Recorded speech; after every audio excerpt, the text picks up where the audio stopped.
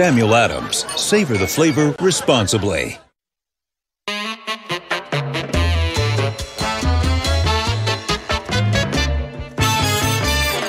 Welcome to Highly Questionable. Bomani Jones and I are doing it old school. That means Poppy's around the corner here somewhere. We'll get to him in a second. Let's get started.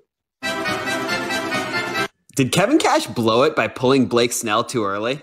All right, so this is a simplified version. The Rays are an extraordinary example of how you build your team smart and with coupons. They have played this way all season. They get to the game where they get to the Dodgers. The Dodgers are run by the guy who made them what they are, and he has money. He's Moneyball, but they have only cash. They counter with cash, and he says, Snell, out of here. Anytime in human history, Bomani, that you and I have been watching baseball and long before us, that pitcher gets to keep pitching. But the math, the computer says when he goes through the second time of a lineup, the third time, the fourth time, he becomes an ordinary pitcher. He was not ordinary last night, and they go to a reliever. And I think this is the fairer question. Why that reliever? Why bring in a guy who hasn't been very good this postseason? They've been doing it that way all season. Is it fair to criticize them for doing it in that spot? They had their ace. He was humming. I would have liked to have seen him keep pitching. I think all of us would, except for the Dodgers.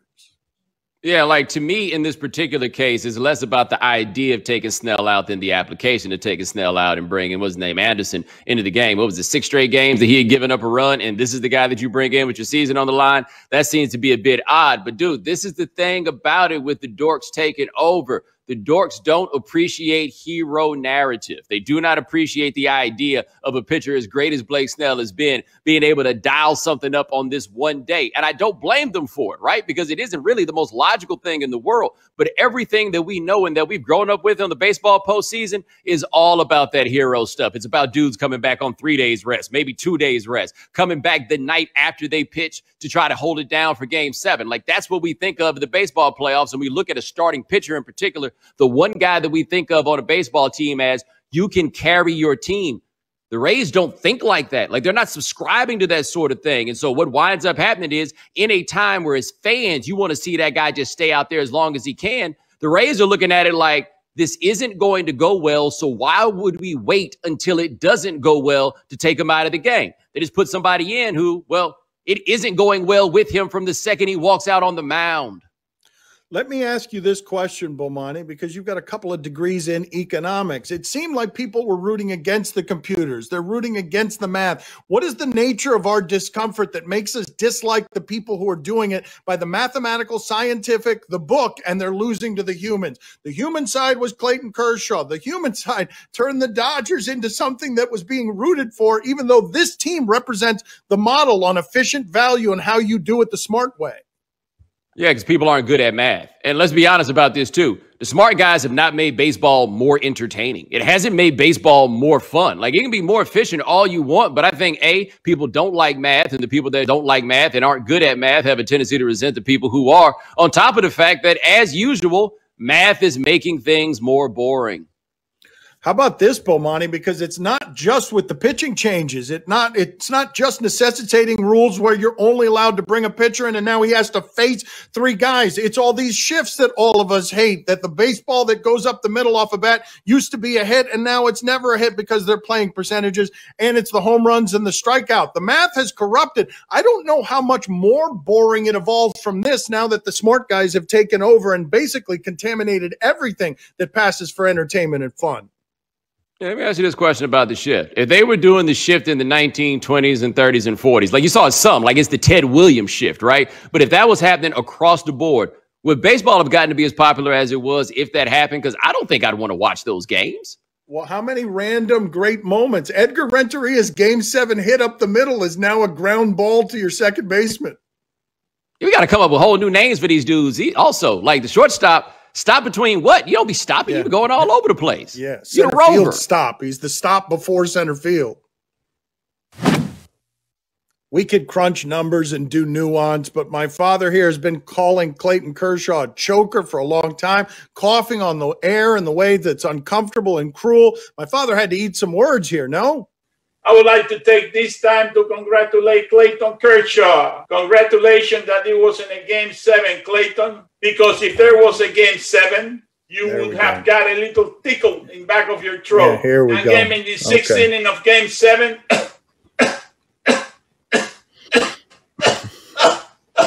I don't like that. I don't like that joke anymore. And it's disturbing during these times to see an old man coughing without a mask. That's a different kind of cough. Like, that one's okay. You got to know the difference. How should the Dodgers and MLB feel about Justin Turner returning to the field to celebrate? Okay, we almost wound up with a situation where if Buzz Selig was still commissioner, he might have considered calling the World Series a tie. In the 8th inning, Justin Turner was told, you have COVID-19. You have tested positive. They pulled him out of the game. The Dodgers wind up winning the World Series. Good for you. Justin Turner, once in a lifetime situation. I want to go celebrate with my team. And they actually let him do it. Like, we know the dude has it. He comes out here, and it's totally understandable why he would want to be out there, but it's just as indefensible as it is understandable. And the part that blows me away is everybody apparently agreed he shouldn't be out there with them. Even if he just went for the picture and came back, he shouldn't be doing that. But nobody had the heart to actually apply, no, you can't go out there. Like, it was basically agreed upon, well, he kind of deserves it. And it is unfortunate in these times, regardless of how much you feel like you deserve these things, some things you just can't do. And as much as I get where they're coming from about the World Series, I have to be that guy who says, I got a homeboy who can't go to his grandmama's funeral because it's unsafe. And I'm supposed to be worried about Justin Turner because they won the World Series? It's interesting in terms of power structure, right? Because Turner doesn't have a whole lot of public respect for Manfred. You know that if anyone from Major League Baseball is trying to stop a Major League Baseball team that just celebrated its championship from celebrating, I could see where a security guard or a PR guy or some executive doesn't want to get in the way of that or can't get in the way of that, because what are you going to do? We've seen all over our country what ends up happening when people can't agree on this stuff, because your choice would have been to tackle him or do something that would have prevented him from getting on the field. I ask you this question, though, Bomani, because this is the part I find more interesting, even as Major League Baseball has a ton of questions to answer for today. Why is this result coming in the 8th inning? What would you have done if the apocalypse had arrived right before the marathon had ended and you had to do something about Game 7 with these two teams tied at 3? They were a couple of innings from that disaster scenario. But Bomani, to me, the thing that's most interesting and symbolic is they averted a crisis here, and it would have been fine by Manfred if you had told him before this thing started, hey, we're going to get to the end, but you're going to get a PR hit on the way out the door. But we are going to get to the conclusion of this, and you're going to get all your television money. My guess is Manfred would have taken whatever the 2 days of screaming is on this. There's one other question that we didn't get around to, which is, y'all are in a bubble. How exactly did this dude catch it? Yeah, how? I am curious about that one, because we had this thing earlier this year where baseball came down hard within teams and outside of them for people engaging in reckless behavior that wound up causing infections. I am curious, and I think everyone else has to be. How did he catch it in the bubble? Do you know how fortunate baseball is to actually get to the end of this when you consider that today's news tells us that the Big Ten, which had zero margin for error on this, they had to be perfect, already has an outbreak in Wisconsin that is making them cancel a game because no one can get control of this. The Big Ten just started playing. Baseball got to the end of this, but man, wheezing at the finish, because they were 2 innings or a couple of runs from having a problem on their hand that would have had us making fun of baseball management and leadership in a way that would have echoed. How nervous should the Jets be that Trevor Lawrence might actually go back to Clemson next year?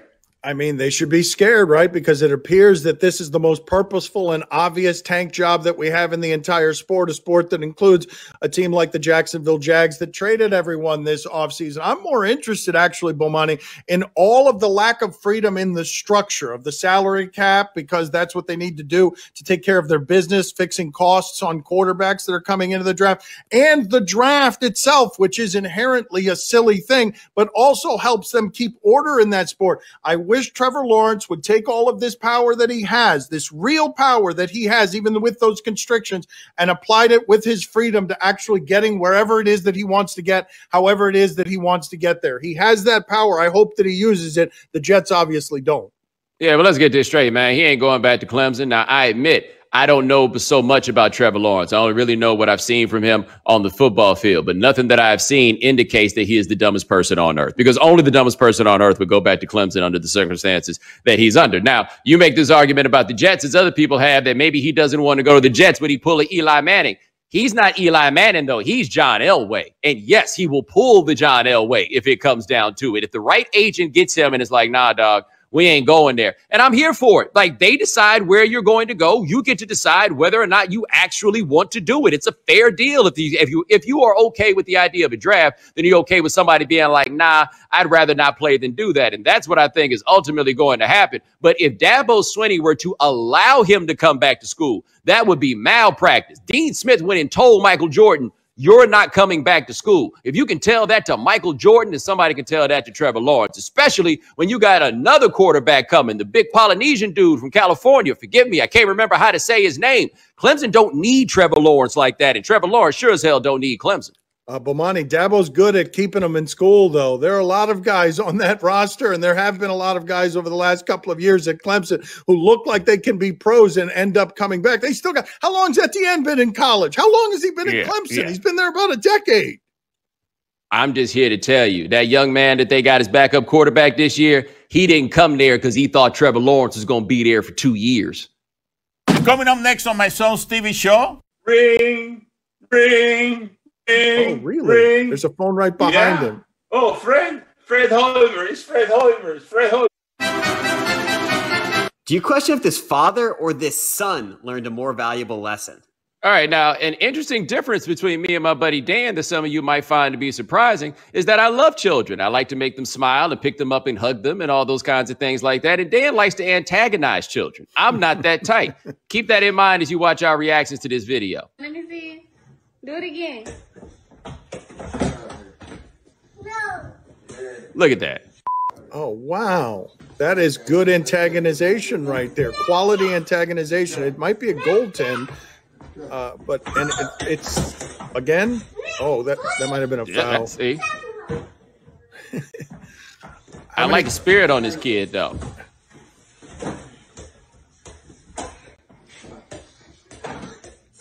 Then he dunked on him. What is that? That is not push-up form. That is, what is that? They are not. They are not. Those were not push-ups. You can't be wearing shirts that tight and your son have bad push-up form. Oh, there we go. Yes. He had to make space. Yes.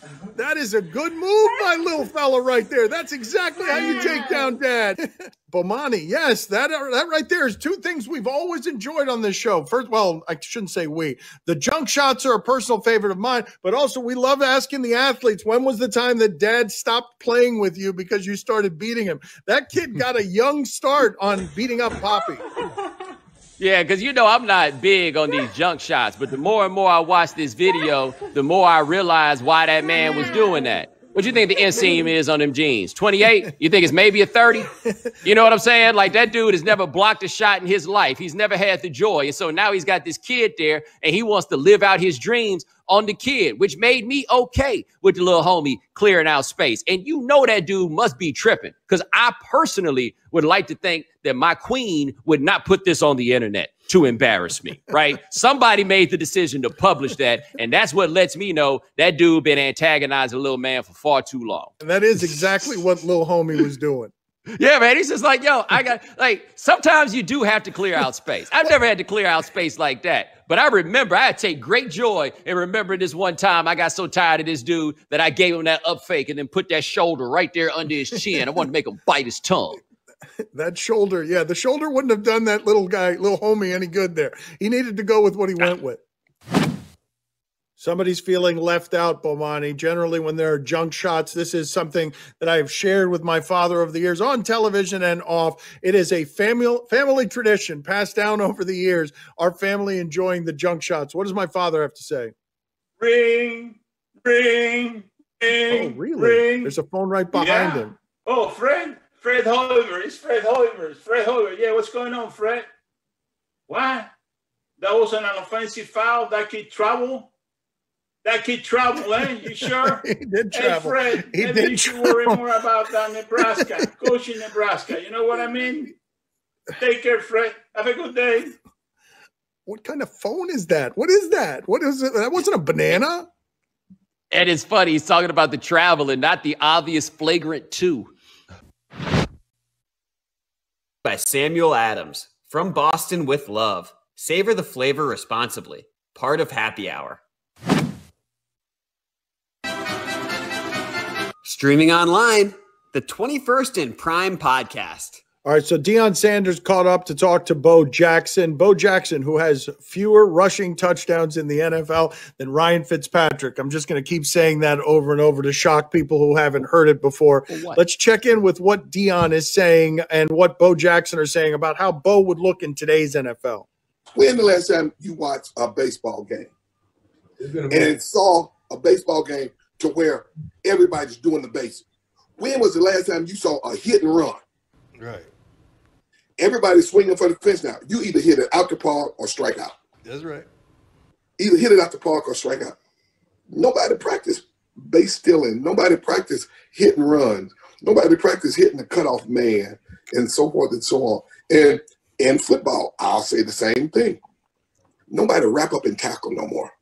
And I'm like, if I played during this era, I'd be averaging 350, 400 yards a game. And you would. That's right. I would be average. You did then. Because nobody wraps up anymore. Oh, Bomani, our heroes are old. Our heroes are so old. Yes. that was my thought as I heard him say that, because Bo Jackson is famously unimpressed by himself and famously doesn't care too much about what we think, but he has had a couple too many kids not know who he was, and now he's at the point where he needs to remind us. And I gotta say, I'm inclined to believe him. Whatever Bo Jackson says that he could do, I think he could do. Could he run for 400 yards? I'll say so. On ESPN Plus, Detail with Peyton Manning. I like these breakdowns when people that know more about football than I do, and they are legion, explain football to me in a way that allows me to learn. Pro Football Focus, Bomani, does a very good job of separating the measurements so that you can know what a quarterback is doing without worrying about his teammates. And nobody in the sport has more big-time throws this year than Tom Brady. He's got 24, what they call big-time throws, these dimes. Let's see what Peyton Manning has to say about Tom Brady to Gronk. Play a little game here.